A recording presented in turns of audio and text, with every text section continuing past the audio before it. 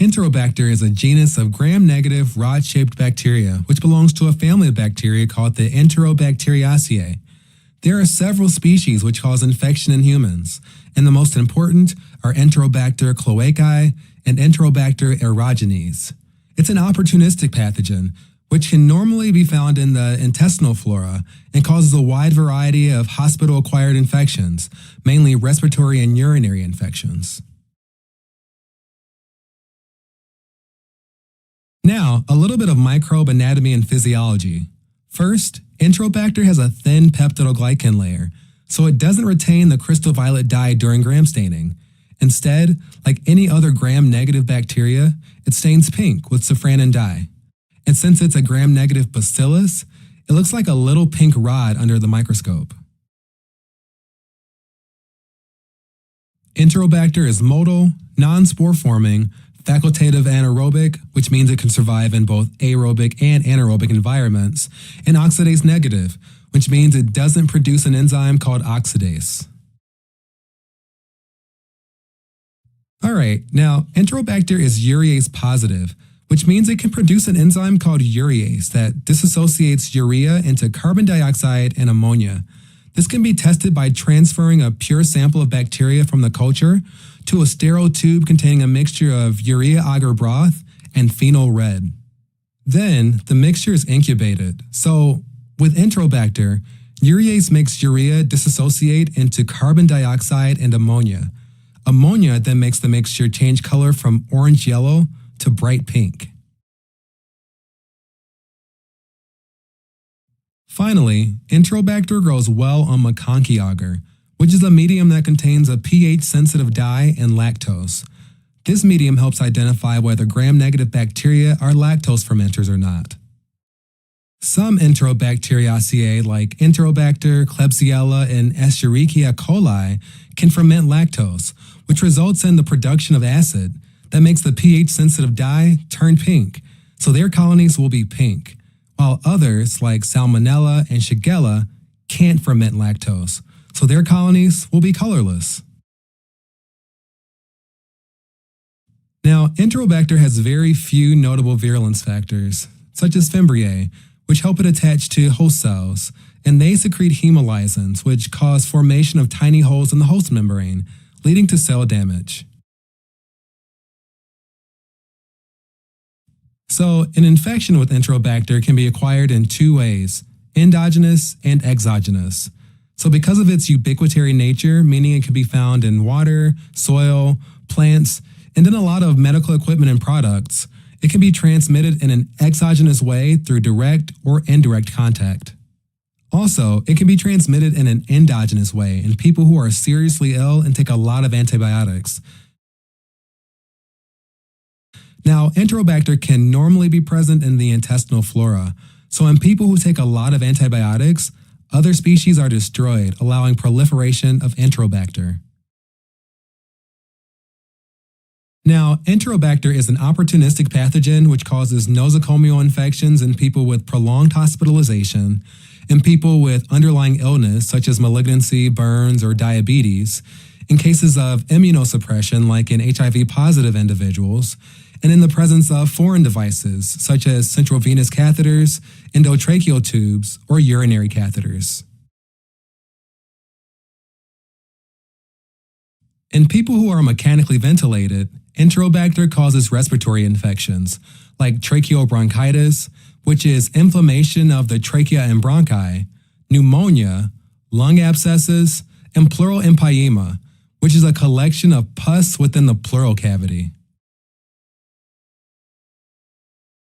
In people with urinary catheters, Enterobacter causes urinary tract infections, or UTIs, like cystitis, pyelonephritis, and prostatitis.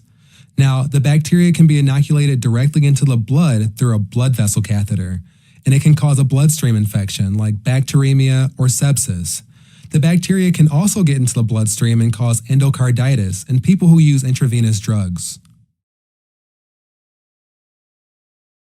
Now, in people with burns or with surgical wounds, it can produce skin and soft tissue infections, such as cellulitis, fasciitis, which is inflammation of the connective tissue surrounding muscles, blood vessels, and nerves, myositis, which is inflammation of the muscles, and skin abscesses. It can also cause intra-abdominal infections such as peritonitis following intestinal perforation or surgery. Symptoms depend on the disease, so with respiratory infections in general, there may be chest pain, shortness of breath, and coughing. Tracheal bronchitis may also associate wheezing, and with pneumonia, there may also be fever and chills. With urinary tract infections in general, symptoms include dysuria, which is pain or a burning sensation during urination, urinary frequency, which means needing to urinate more often than usual, and urinary urgency, which means strong need to urinate. With cystitis, there is also suprapubic pain. With prostatitis, there may be fever and chills, and the prostate may be swollen and tender on palpation. With pyelonephritis, there may be flank pain and systemic symptoms like fever, chills, nausea, or vomiting.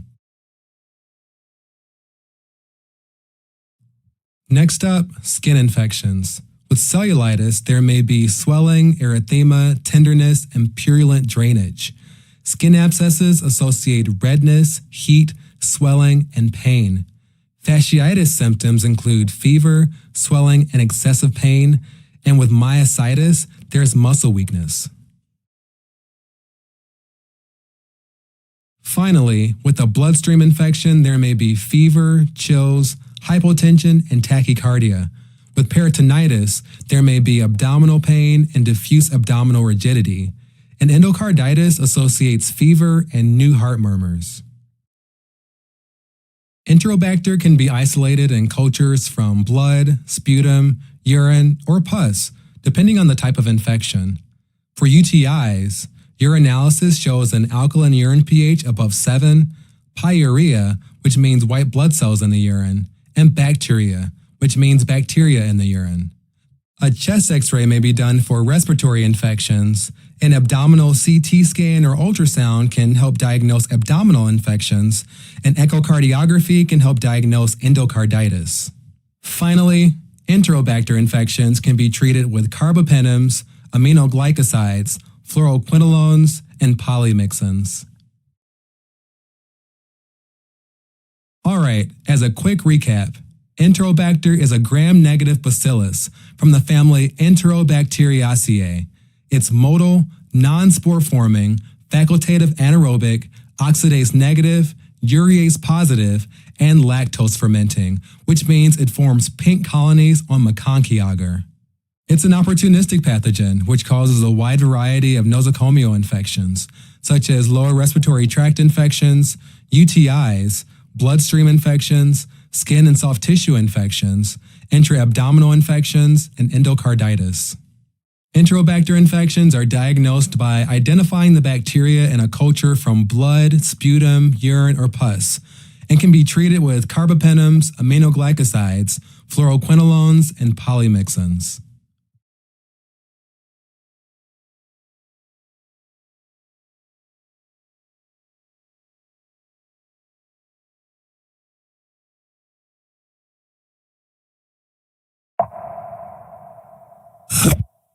Escherichia coli, or just E. coli, is a gram-negative, rod-shaped bacteria named after Dr. Escherick Theodor, who discovered it in feces, thus concluding that it colonizes the colon.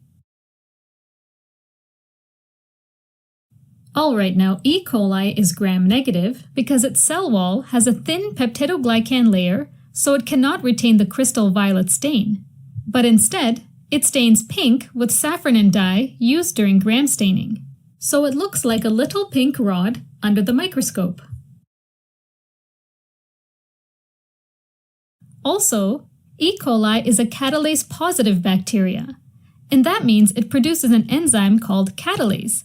This can be tested by adding a few drops of hydrogen peroxide to a colony of bacteria. And catalase makes hydrogen peroxide dissociate into water and oxygen, making the mixture foam. E. coli is also a lactose fermenter. Because it can produce an enzyme called beta-galactosidase that cleaves lactose into glucose and galactose monomers. To test this, E. coli can be cultivated on lactose-containing media such as phenol lactose. And as it ferments it, the fermentation results in the production of acids that turn the red of phenol to yellow. It is also a facultative anaerobe, meaning it lives in environments with or without oxygen. Now, taking a closer look to this bacteria, E. coli is encapsulated, meaning it's covered by a polysaccharide layer called a capsule. E. coli is a motile bacteria because it has helical whip-like threads called flagella that it can use to move around. When E. coli is cultivated on eosin methylene blue agar, it grows into black colonies with a greenish-black metallic sheen. Alright, most of E. coli are harmless, and they can peacefully colonize the human gut without causing any trouble. However, some strains of E. coli are pathogenic, meaning they can cause illness. It starts with this bacteria using little thread-like extensions called fimbriae to attach to the host cell surface. E. coli has many different strains that can do that, and they cause different diseases. These strains can be classified by two systems. The first system uses serotypes, and it groups E. coli strains based on their antigens. Antigens are elements that the host's immunity considers foreign and mount an immune reaction as a response. So, bacteria with a given serotype trigger a similar immune response. Alright, E. coli has a number of antigens, and among them we have somatic antigens located just on the cell membrane, and these ones are abridged with the letter O. There are also capsular K antigens located on the capsule, fimbrial F antigens located on the fimbria, and flagellar H antigens located on the bacterial flagella. Usually, after this letter that tells on what part of the bacteria where the antigen is found, it follows a designation number in case there are more antigens of the same kind, such as K1, K2, and so forth. E. coli antigens influence its power to cause diseases, so that's why they can alternatively be referred to as virulence factors. For example, E. coli with capsular antigen 1, or K1, are the ones that cause neonatal meningitis, while an E. coli that has an O157 and an H7 designated as O157H7 is associated with hemorrhagic colitis, hemolytic uremic syndrome, and diarrheal outbreaks. Other E. coli serotypes include E. coli SE15, E. coli F11, E. coli O25H, and so on. But in fact, these serotypes are so numerous and they can go up to 200 serotypes. Thankfully, there's a much simpler classification, and that is based on pathotypes. A pathotype is a group of organisms of the same species that cause disease in the same way, meaning they use the same virulence factors. And there are 5 E. coli pathotypes: Shiga-like toxin-producing E. coli, or STEC for short, enterotoxigenic E. coli, or ETEC, enteroinvasive E. coli, or EIEC, enteropathogenic E. coli, or EPEC, and uropathogenic E. coli, or UPEC. So first, Shiga-like toxin-producing E. coli, or STEC, is called that because it makes a toxin similar to the one called Shiga toxin produced by Shigella. STEC attaches to the host's intestinal cells and then start releasing toxins that cause injury to intestinal epithelium and underlying blood vessels, resulting in inflammation. This makes fluid and blood leak into the intestinal lumen, resulting in bloody diarrhea.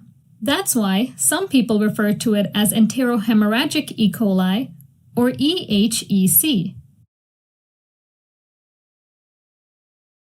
But STECs can also affect the urinary tract, causing hemolytic uremic syndrome, or HUS. Hemolytic uremic syndrome usually develops after STEC have released their toxin into the bloodstream.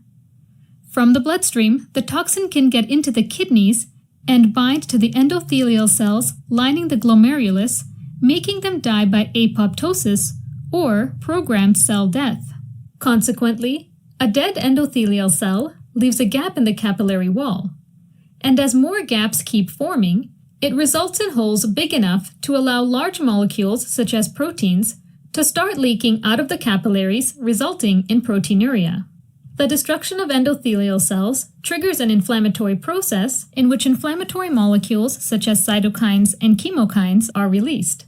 Cytokines and chemokines activate blood platelets and initiate the clot formation. As these platelets are used to form these clots, their number in the blood decreases, resulting in low platelets or thrombocytopenia. Also, these clots can be big enough to obstruct small arterioles. So as red blood cells force to pass through obstructed microvessels, they can get sliced into fragments called schistocytes in this process known as microangiopathic hemolysis.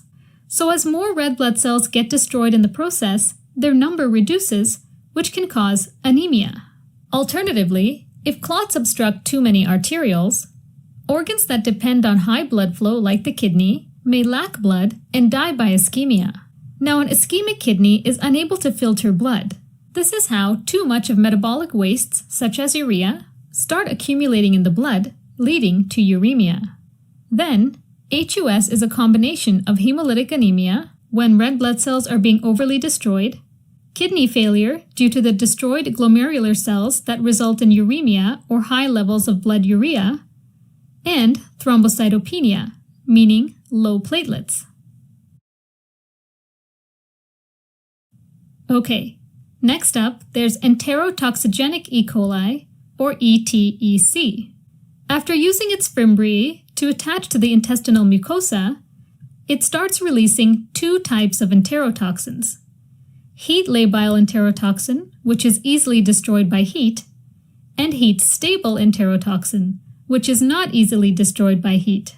Both of these toxins cause intestinal inflammation, which leads to a lot of fluid being secreted in the intestinal lumen, causing watery diarrhea. But there's usually no intestinal wall destruction, and as a result, no bleeding. In contrast, enteroinvasive E. coli, or EIEC, attaches to the intestinal epithelium, and then it mechanically destroys and invades the intestinal epithelial cells and multiplies intracellularly. This triggers a widespread destructive inflammatory response in the intestines that may result in bloody diarrhea.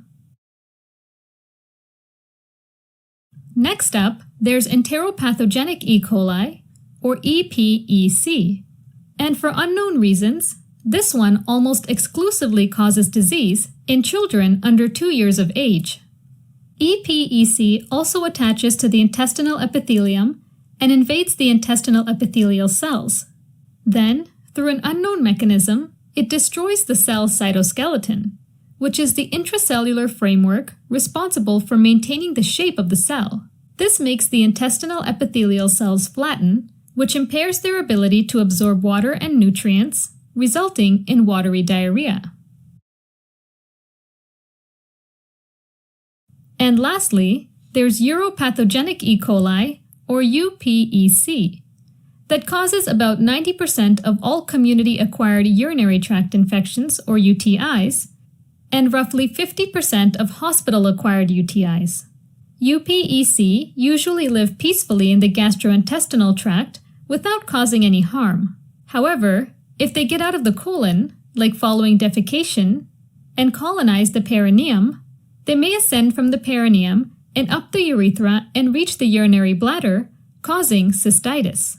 On the urinary epithelium, these bacteria produce alpha and beta hemolysins, which cause lysis of urinary tract cells. They can also move up the ureters and infect the kidneys, causing pyelonephritis. Symptoms depend on the disease and the infecting pathotype. So right off the bat, all pathotypes except for UPEC cause diarrhea, and are associated with abdominal cramps and vomiting. With STEC, there's bloody diarrhea, and there may be a low-grade fever. If things progress to hemolytic uremic syndrome, there may be body swelling, confusion, nausea, and vomiting.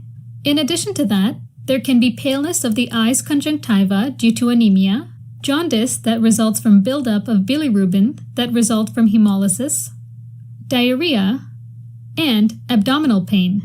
With EIEC, there may also be bloody diarrhea and chills. With the remaining pathotypes, EPEC and ETEC, there's usually non-bloody diarrhea. EPEC causes severe dehydration in children under 2 and may cause prolonged or chronic diarrhea, which may lead to malnutrition or stunted growth. ETEC causes large amounts of watery diarrhea, and there may also be fever and bloating.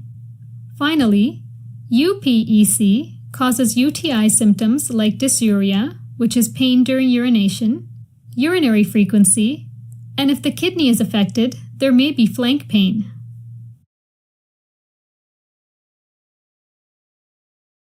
Now, in general, it's hard to diagnose an E. coli serotype or pathotype because it requires a series of complex tests. But to diagnose E. coli in general, gram staining can be done on a stool or urine sample, and cultures on eosin methylene blue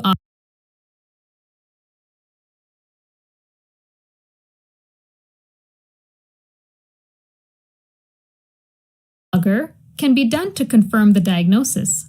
HUS can be confirmed by identifying Shiga toxin in the blood. Treatment for diarrhea usually consists of hydration and rest.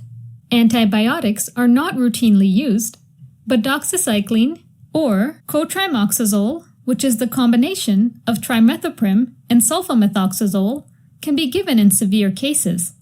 For hemolytic uremic syndrome, supportive care includes dialysis, corticosteroids, blood transfusions, and plasmapheresis, or the exchange of the affected blood plasma with a new unaffected one from a donor. UTIs are treated with antibiotics such as cotrimoxazole, nitrofurantoin, or fluoroquinolones like ciprofloxacin.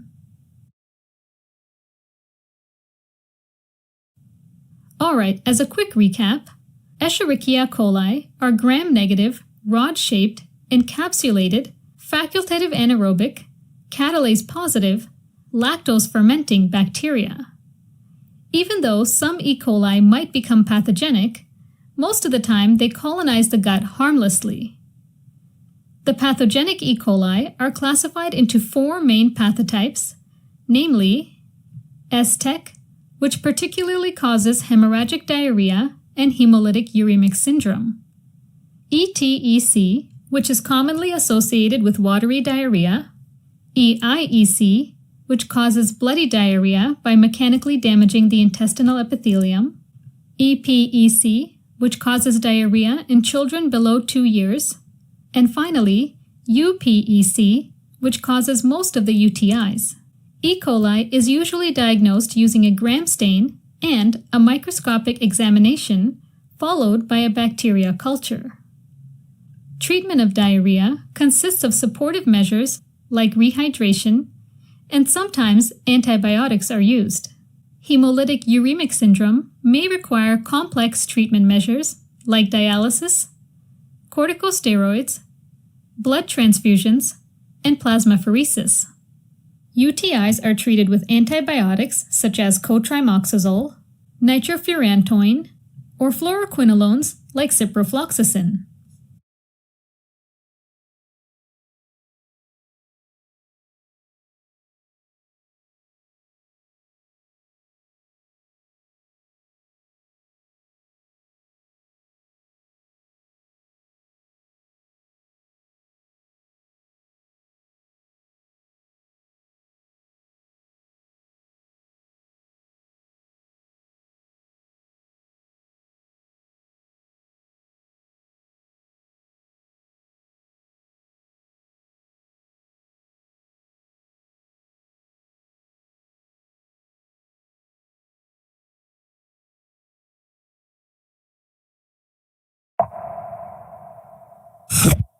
Klebsiella pneumoniae is a gram-negative, rod-shaped bacteria which belongs to a family of bacteria called the Enterobacteriaceae. Klebsiella pneumoniae can normally colonize the oropharynx and the gastrointestinal tract.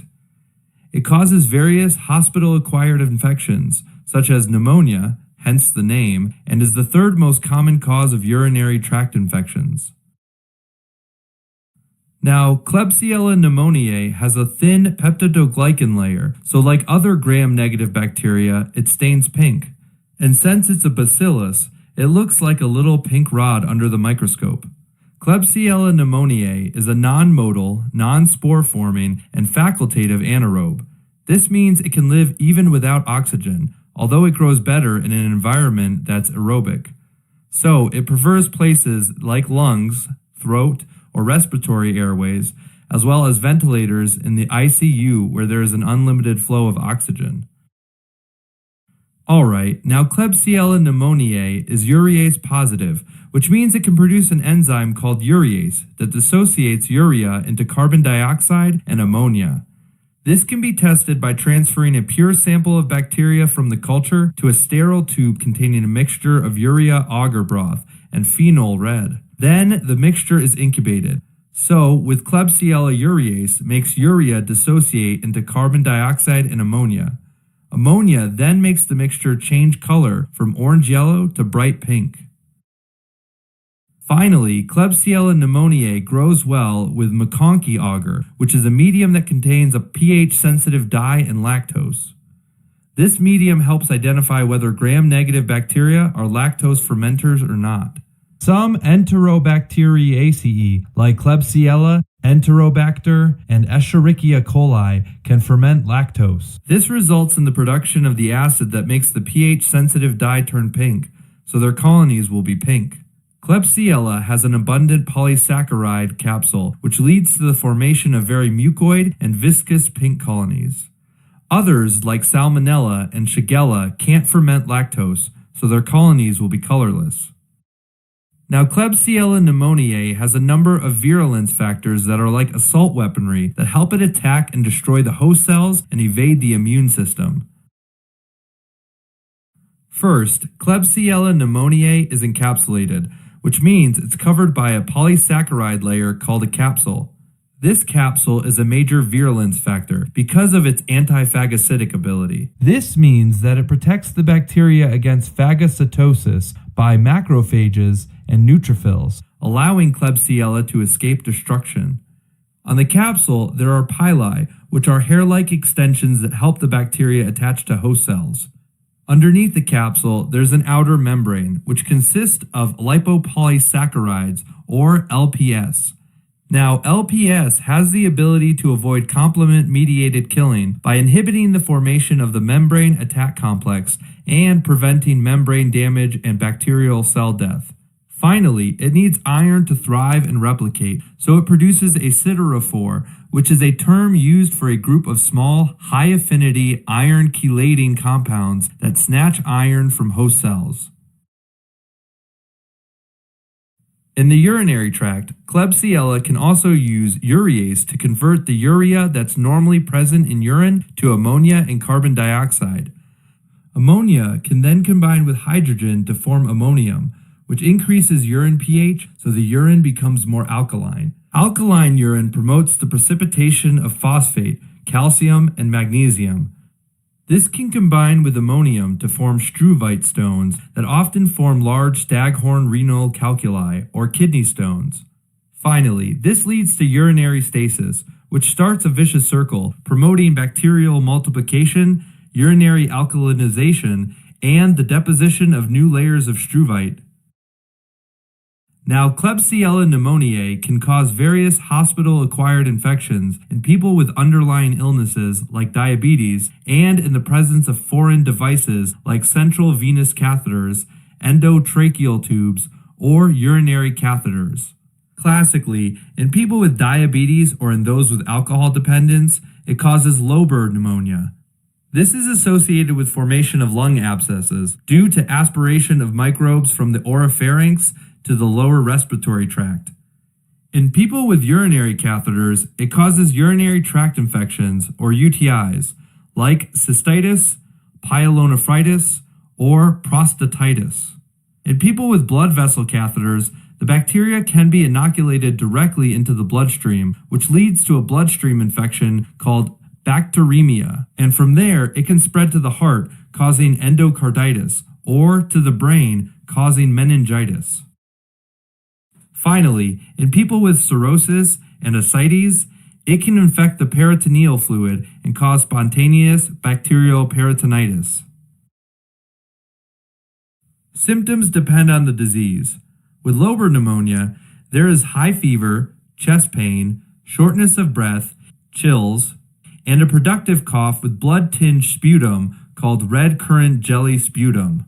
With urinary tract infections, symptoms include dysuria, which is pain or burning sensation during urination, urinary frequency, meaning needing to urinate a lot, and urinary urgency, which means a strong need to urinate. With cystitis, there's also suprapubic pain. With prostatitis, there may be fever and chills and a swollen, tender prostate on palpation. With pyelonephritis, there may be flank pain, fever, and nausea or vomiting. Next, with a bloodstream infection, there may be fever and hypotension and tachycardia.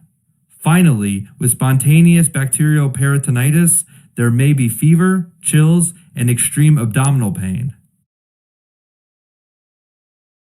For diagnosis, Klebsiella pneumoniae can be isolated in cultures from blood, sputum, or urine, depending on the type of infection.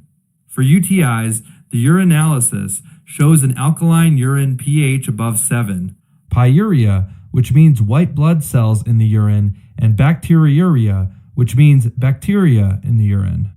Also, a complete blood count can be done which shows leukocytosis.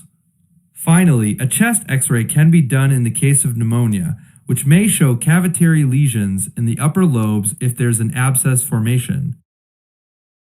Klebsiella pneumoniae is a multi-drug resistant bacterium which produces different enzymes that break down the structure of antibiotics. So, it produces beta-lactamases, which confers resistance against ampicillin and amoxicillin. In this case, it can be treated with cephalosporins, aminoglycosides, fluoroquinolones, and carbapenems. Now, there are strains that produce extended spectrum beta-lactamases, or ESBL, which confers resistance to cephalosporins, aminoglycosides, and fluoroquinolones. So, those strains are usually treated with carbapenems. However, there are strains who produce carbapenemases that confers resistance even to carbapenems. So in this case, Klebsiella can be treated with colistin, tigecycline, or fosfomycin.